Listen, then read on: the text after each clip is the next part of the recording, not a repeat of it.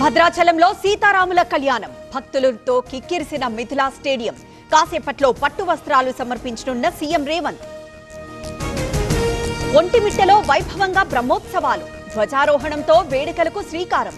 ఈ నెల 11న సీతారాముల వారి కళ్యాణం.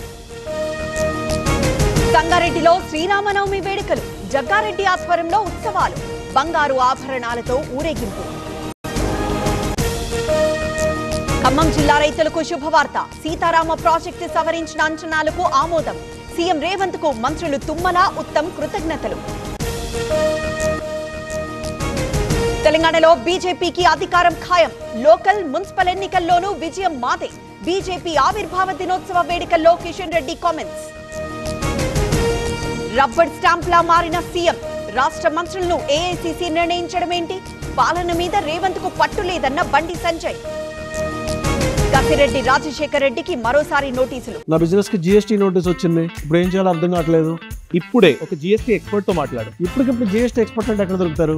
బాస్ వాలా బీ ద బాస్.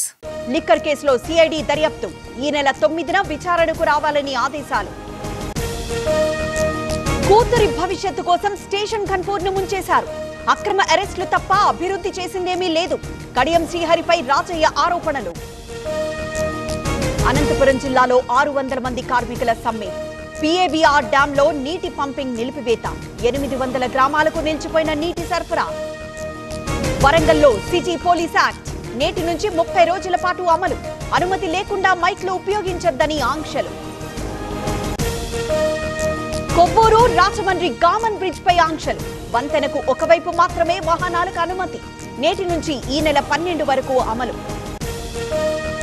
పరవాడ ఫార్మాసిటీలో ప్రమాదం. సిఇటి ప్లాంట్ లో లీక్ అయిన విషవాయువు. ల్యాబ్ టెక్నీషియన్ మృతి.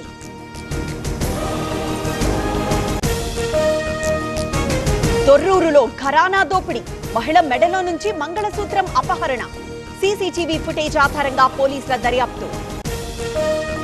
తిరుమల కొండపై పెరిగిన రద్దీ. శ్రీవారి సర్వదర్శనానికి 12 గంటల సమయం. 29 కంపార్ట్మెంట్లలో వేచి ఉన్న భక్తులు.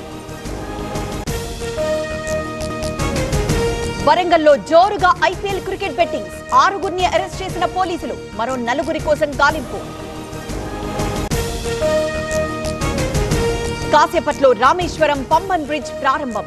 జాతికి అంకితం చేయనున్న ప్రధాని మోదీ. సీఎం స్టాలిన్ గైర్హాజరు. శ్రీలంకలో కొనసాగుతున్న మోదీ పర్యటన. కాసేపట్లో భారత్ బయలుదేరనున్న ప్రధాని. పంబన్ వంతెన ప్రారంభించనున్న మోదీ. ముగిసిన అనంత్ అంబానీ పాదయాత్ర. జామ్నగర్ నుంచి ద్వారక వరకు కాలినడక. రోజుకు 20 కిలోమీటర్ల వరకు ప్రయాణం. సన్ రైజర్స్ కి మరో సవాల్. ఇవాళ ఉప్పల్లో గుజరాత్ టైటన్స్ తో మ్యాచ్. గెలిచి తీరాలనే పట్టుదలతో హైదరాబాద్ ప్లేయర్స్.